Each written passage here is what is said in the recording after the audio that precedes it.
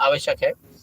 रेनी time हो या fogging time हो, इन सिचुएशन में सबसे पहले तो आप अगर रेनिंग टाइम पे गाड़ी ड्राइव करते हैं, फॉगिंग टाइम पर आप गाड़ी ड्राइव करते हैं, तो आपको अपनी गाड़ी की हैजार्ड लाइट, पार्किंग लाइट, जो हमारे लोकल भाषा में 4 इंडिकेटर भी बोलते हैं, आपने देखा होगा, 2 इंडिकेटर आगे जलते हैं, 2 पीछे और 2 बाजू में साइड ग्लास के यहाँ पे, इनको बोलते हैं हैजार्ड लाइट और पार्किंग लाइट, है ना। तो एक तो इनको ऑन करके चलो, सबसे बेस्ट है, पहला से पॉइंट। दूसरा, अब सामने से जो गाड़ी आ रही है उससे कैसे बचना है, तो सामने जो गाड़ी आ रही है तो उसको अपर और डिपर करो। तो जैसे हम गाड़ी रन करते हैं, अपर करके चलाते हैं लाइट, फुल बीम करके चलाते हैं, अपर करके, दूर करके, है ना, 3 तरीका बताए मैंने। तो जो सामने से गाड़ी आ रही उसको आप पहले डाउन करोगे, ऐसे डाउन किया, फिर अपर किया, दूर किया, फिर डाउन किया, क्लियर। दूर करके चल रहे थे, डाउन किया, अपर किया, फिर डाउन किया, है ना। अब अगर समझदार ड्राइवर होगा तो वो भी आपको लाइट डाउन कर देगा, और अगर नहीं होगा समझदार तो वो नहीं करेगा भाई। अब क्या करोगे इस कंडीशन में, आपको सेफ ये रखना है, आप अपनी लाइट डिम कर लो और अपने फ्रंट वाले एरिया को देखो, उसकी लाइट को नहीं देखना, जो सामने से गाड़ी आ रही है उसकी लाइट को नहीं देखना, आपको अपनी फ्रंट लाइट को देखना, हमारी लाइट रोड पे कहाँ लग रही है, और रोड के किनारे पे आ जाना, रोड का किनारा देखना कि रोड ना उतरे। जितनी देर जब वो सामने की फुल लाइट जो आपकी आंखों में लगेगी, उस लाइट को नहीं देखना है, आपको फ्रंट देखना है, ठीक है। और जैसे ही वो गाड़ी जस्ट बाजू में आ जाए, लगभग 10-15 फीट आगे, और अपनी लाइट को कर देना है अपर, मतलब फुल बीम, दूर वाली लाइट कर देना है।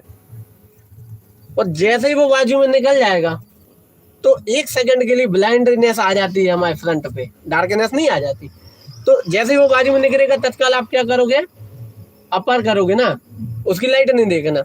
तो आपको लाइट से ऐसे सेफ हो सकते हो भाई, सामने वाली लाइट पे फोकस नहीं करना तो सेफ होगा, नहीं तो उसके लिए कुछ नहीं कर सकते भाई, क्योंकि ड्राइवरी लाइन में किसी को नहीं समझा सकते आप, अपने ही सुरक्षित होकर चलो, सबसे बेस्ट तरीका ये है, ठीक है। तो दीपेश भाई, थर्ड गियर समझ में आ गया, फर्स्ट से सेकंड, सेकंड से थर्ड गियर समझ में आ गया कि मूवमेंट कैसे समझोगे, सेम फोर्थ और फिफ्थ पे अप्लाई होना। अब गियर घटा के कंट्रोलिंग समझ में आ गया, नहीं आ नहीं गियर घटा के समझ में आया, क्योंकि जैसे ही स्पीड कम होती है हमारी, स्पीड कम करना तो हम लोग स्पीड कम करना है तो ब्रेक करेंगे पहला, नहीं, फॉर एग्जाम्पल आप 5th गियर पर चल रहे हैं, आपको मालूम है आगे गाड़ी हमें स्टॉप करना, पहला काम तो आप एक्सीलरेटर छोड़ दोगे भाई, सेकंड टाइम पर आप गियर डाउन करोगे, 5th से 4th पे आ जाओगे, क्लच छोड़ दोगे, हाँ, फिर इसके बाद में सेकंड गियर पर आ जाओगे, दूसरा क्लच ब्रेक है, तीसरा 5 से डायरेक्ट 3, 3 से 2, कंडीशन 3 अप्लाई हमने बता दी आपको, और फिर बता दी जैसी सिचुएशन रहेगी उस हिसाब से। हाँ, अभी अपन ने 2 बार किया भी, प्रैक्टिकली 2 बार किया भी। अब क्लच ब्रेक पे थोड़ा फोकस करो, आप कम डाउन कर रहे हैं गाड़ी को, कम डाउन कर रहे, हाँ, ब्रेक तत्काल नहीं लगा रहा कंडीशन के अनुसार, वहां पे गाड़ी टिक जाती भाई, हम यहाँ से हैंड ब्रेक पे कवर करे थे। थोड़ा सा नोटिस करो कि अगर तुम्हें लग रहा कि ये अंदर सट जाएगा या गाड़ी ठुक जाएगी तो फुल क्लच हैंड ब्रेक रोक ही दो ना। अच्छा, एक खास बात बताएं हम, गाड़ी रोकने के लिए आप इमरजेंसी में फुल क्लच हैंड ब्रेक के साथ किसी भी गियर में, किसी भी कंडीशन में गाड़ी को रोक सकते हैं, बात समझ पा रहे हैं। इमरजेंसी में 5, 4, 3 तो कोई भी गियर में रोक दो, अब गाड़ी रोक तो गई, खड़ी तो हो गई, अब आगे भी तो बढ़ाना है, सबसे बेस्ट है फर्स्ट गियर।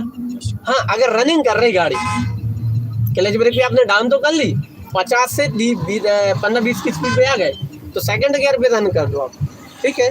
चलो, thank you so much for giving guidance, thank you के लिए कोई बात नहीं भैया, राधे राधे। और कोई हेल्प हो तो आप कमेंट जरूर कर सकते हैं, ठीक है।